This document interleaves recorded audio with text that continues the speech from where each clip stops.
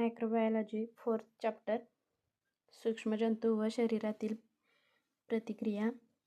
याच्यामध्ये पॉईंट आहेत बघा। सर्वसाधारण परिणाम, स्थानिक परिणाम, भौतिक परिणाम, रासायनिक परिणाम, शरीराची संरक्षण क्रिया, रचनात्मक, कार्यात्मक, म्हणजे शरीराची स्वसंरक्षण क्रिया आहेत बघा। मग त्यामध्ये रचनात्मक व कार्यात्मक दोन प्रकार पडतात।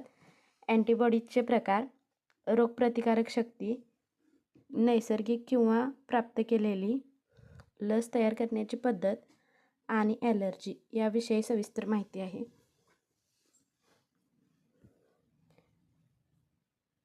उद्याच्या व्हिडिओमध्ये मी परत 4 टॉपिक टाकेन, सकाळी 6 किंवा 7 वाजता आणि संध्याकाळच्या 6-7 वाजता असे 2-2 टॉपिक शेअर करेन।